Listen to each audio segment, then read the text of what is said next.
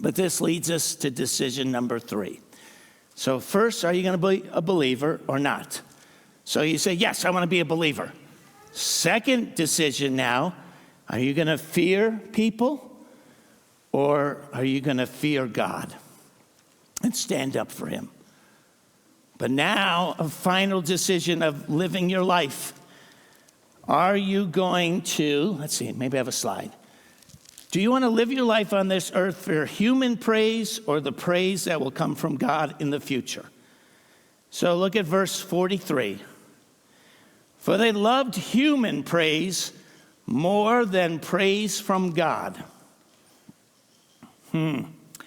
So now you have to decide, when you're living your life down on this earth, are you more interested in human reward, human praise, human, acknowledgments, or are you willing to live completely for God and get the praise from the Lord?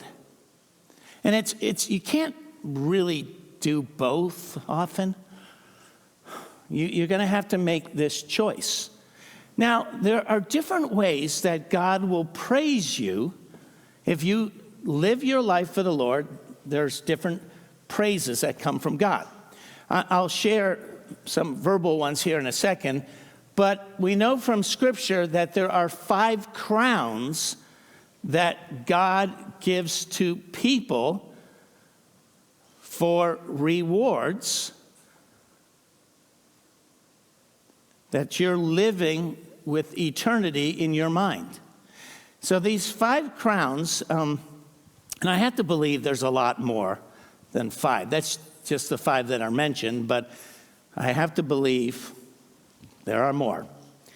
So the first crown is the incorruptible crown, or it's a crown that lasts forever. And you need to understand, I know some people always say to me, well, in Revelation, when we're in worship, we cast our crowns before the Lord.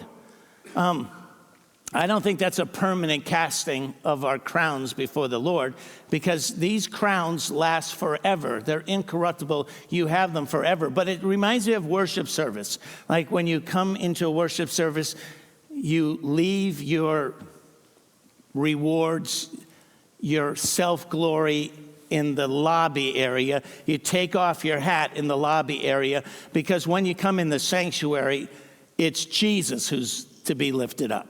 So you don't wear your crowns. You don't draw attention to yourself when we're in worship in heaven. So, of course, we cast our crowns down. We are nothing. We wouldn't be here, Jesus, if it wasn't for you.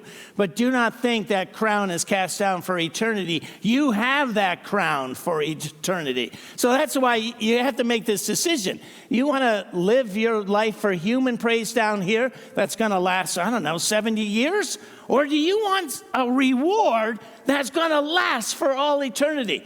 This incorruptible crown, it's given to those, and I don't think God just has one. I think God has a ton of these.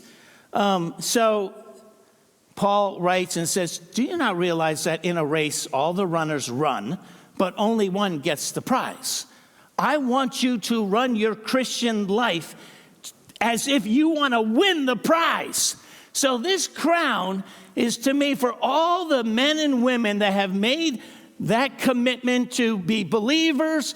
They're no longer going to fear men, and they're like, I'm going to live all out for Jesus Christ in my life, my family, my occupation, my play, everything. I'm living for the Lord. I want to win that crown. I'm all out, soul, spirit, body for Jesus. And this reminds me of people run marathons, and like everyone that crosses the finish line running wins a prize. And so I think this crown waits for all believers who are living their life full blast for Jesus.